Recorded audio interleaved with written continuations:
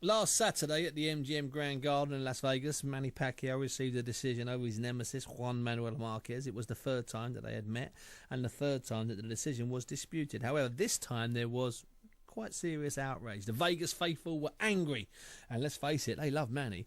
The win keeps alive the $500 million or more showdown between Pacquiao and Floyd Mayweather Jr. But has it damaged Manny's reputation, boxing's reputation, and will Marquez get another chance? And I know one man with a lot of Pac-Man answers. His name is Gary Poole, the author of Pac-Man, the biography, which is available and recommended, I have to say. New paperback edition is just now. And I'm delighted to say that he joins me from his home in Los Angeles. Good evening, Gary, or good afternoon, Gary. Hey, Steve, how are you? Yeah, good, Gary. I haven't spoken to you since the fight. Can I ask you, first of all, how you scored it? It was a really a tough fight to score, I think. I scored it a draw. Okay.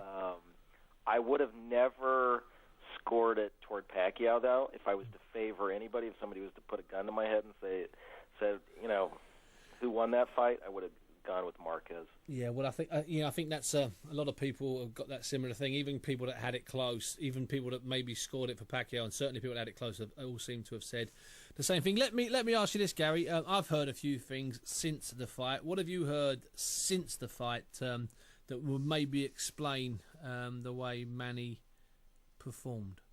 Well, I think a lot of people sort of feel that he perhaps overtrained. I mean, he started a couple weeks earlier than he usually does, and I know they were having a hard time sort of reining him back in training, and maybe he just left it in the gym. Yeah, it's possible. I went and watched him train, and he looked great, but on fight night, I could kind of tell when he walked in, did his ring walk. He wasn't the usual Manny, and then when he stepped in the ring, he looked lost out there, and he really didn't stick to the game plan. That's really interesting because that "lost" is the word I used. I was covering it here it was screened in the UK on primetime, and I used the same word. He often looked lost. He often looked like he sort of didn't want to be there and didn't really know what he was doing, which of course is absurd because he clearly wanted to be there in theory, and he certainly does know.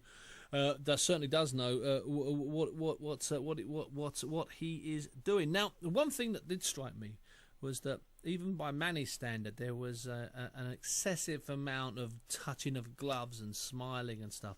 And this has led a lot of people, not necessarily me, but a lot of people I've spoken to and communicated with online various ways to suggest that perhaps he's losing that, that degree of savagery, that touch that made him Manny. I mean, is there any sort of suggestion that might be the case? Yeah, I mean, it's an interesting question because you look at this fight and you say, well, was this an anomaly, or was this sort of the beginning of the end of Pacquiao's dominance? Yeah.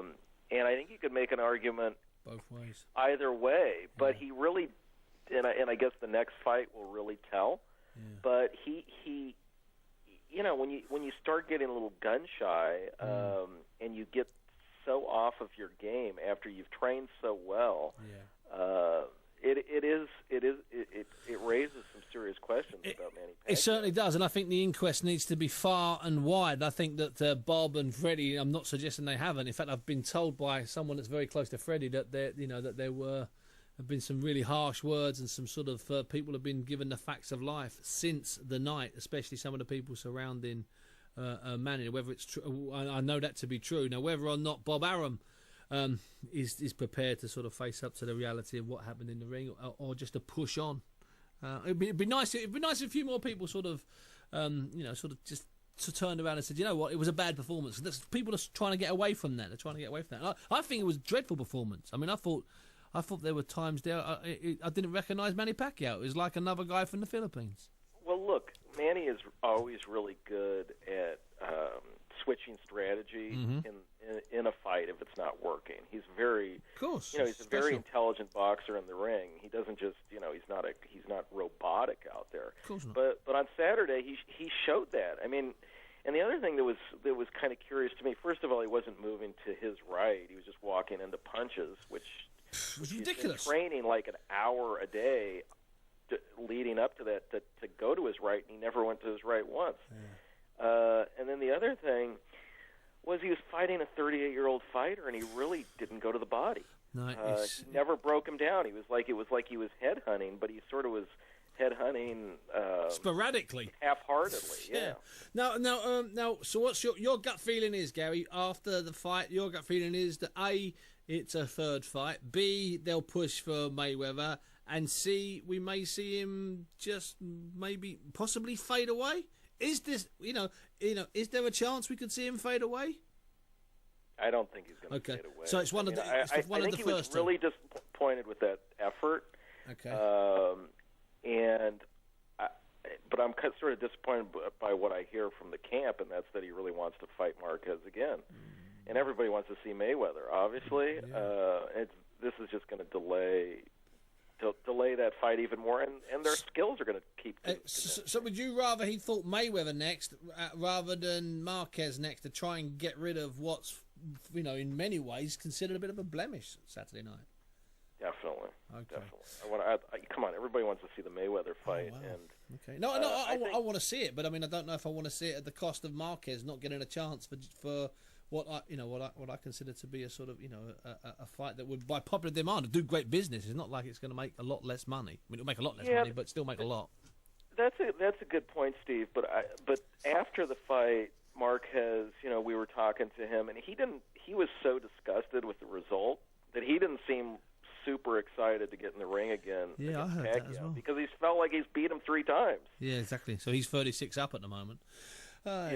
Listen, Gary, it's been a pleasure having you on. I really mean that, and we'll speak again very shortly. In fact, try and get you on as we've been talking about on a irregular basis. Gary Poole there, whose book Pac-Man is definitely worth a read. On East Side, do you agree? Says the Mayweather fight has to come next for Pacquiao. We need it to happen before one of them has a major slip up, and then it will be off the table for good. It's too big a fight to let anything else jeopardise it. I kind of agree. Do you agree? On East Side Boxing, but at the same time, perhaps what happened the other night was the slip up. And from Stephen McElroan, he sent an email and he says Marquez won the fight against Pacquiao. It just shows that the upcoming money-making Floyd fight secured the win for Pacquiao. That's one theory, maybe my theory as well. I've recently taken up boxing aged 23 because of warriors like Juan Manuel Marquez.